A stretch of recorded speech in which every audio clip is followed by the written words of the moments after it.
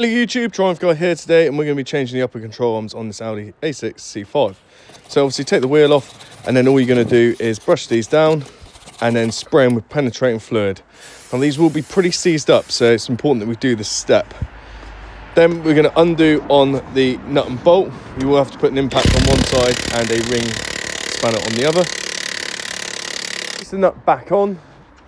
This will stop the threads from mushrooming as you hammer it out. Give the steering knuckle a couple of light taps. This should break away any rust hopefully, and then we're just going to pry the nut out itself. I had to use a chisel to get it out, and it's a bit of a nightmare with some locking pliers and a hammer.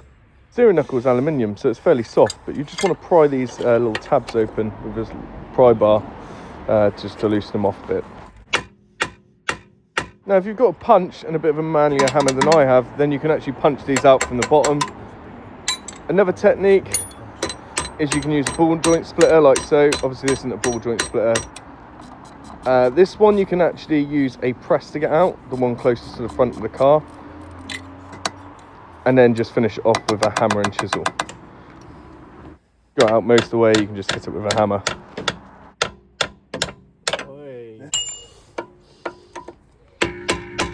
The rear one, I just use a hammer and chisel and that got it out, but I would suggest just using a ball joint splitter. Once it was most of the way out, I managed to get some pliers on it and just wiggle it out. Fine. Next, release the bottom strut. To clean it up, use some penetrating fluid. It's an 18mm, and you'll have to put an 18mm spanner on the other side and it should just come out.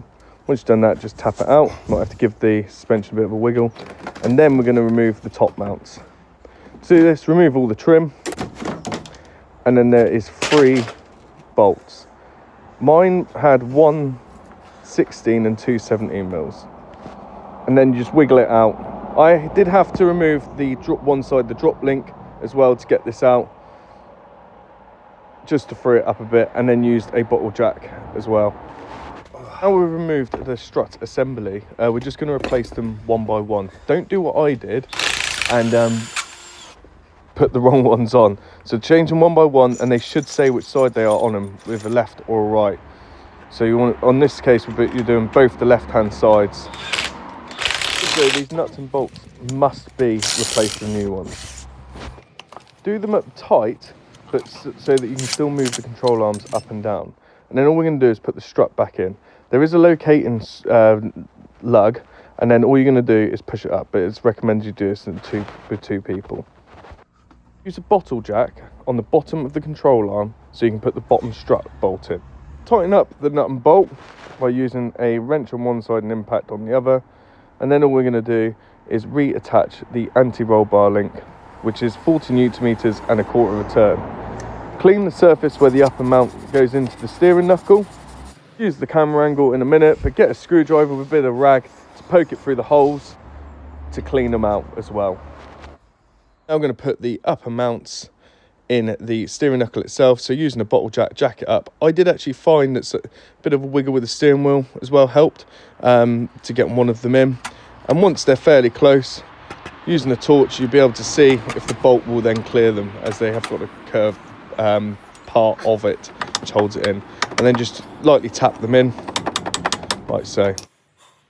And closest to the front of the car, I did find I did have to bring the wheel quite far over. Using a rubber mallet, tap it in, and these are done up to 73 Nm of torque with a new bolt.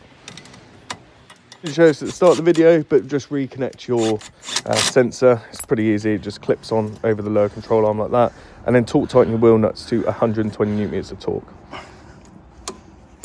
Thanks very much for watching. Please like and subscribe. If you check the comments, there will be a playlist for all things maintenance on this car. Also, I know I was reusing some of the bolts. Don't worry, I've got all brand new bolts, but the reason I didn't replace some of them is because I'm going to be doing a lot more maintenance, and I just wanted to break this down into videos for you. So we've got lower control arms next, CV joint and boot, drop links, etc. So yeah, see you in the next one.